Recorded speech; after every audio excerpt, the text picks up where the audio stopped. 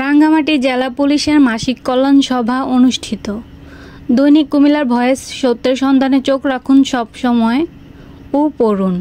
দেশ ও দেশের বাহিরের সবাই ধন্যবাদ। শনিবার ৮ ফেব্রুয়ারি ২০২৫ ইংরেজি রাঙ্গামাটি পার্বত্য জেলার নিউ পুলিশ লাইন্স কনফারেন্স রুমে রাঙ্গামাটি জেলা পুলিশের মাসিক কল্যাণ সভা অনুষ্ঠিত হয়।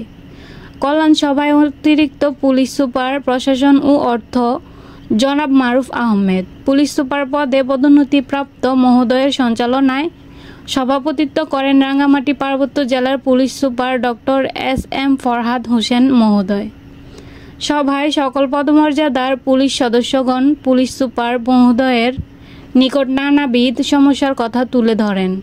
পুলিশ সুপার মহোদয় অত্যন্ত মনোযোগ সহকারে বিভিন্ন ইউনিট থেকে আগত পুলিশ সদস্যদের সমস্যার কথা শুনেন।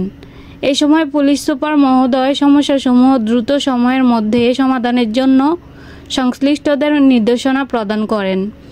কল্যাণ সভায় পুলিশ সুপার মহোদয় সবাইকে অত্যন্ত সতর্কতা এবং পেশাদারিত্বের সাথে দায়িত্ব পালন করার জন্য নির্দেশ প্রদান করেন।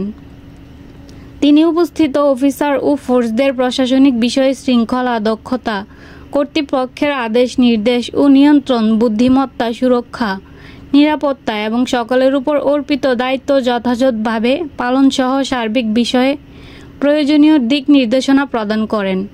এ সময় রাঙ্গামাটি জেলা পুলিশের ঊর্ধ্বতন কর্মকর্তা ও সকল পদমর্যাদার পুলিশ সদস্যবৃন্দ উপস্থিত ছিলেন।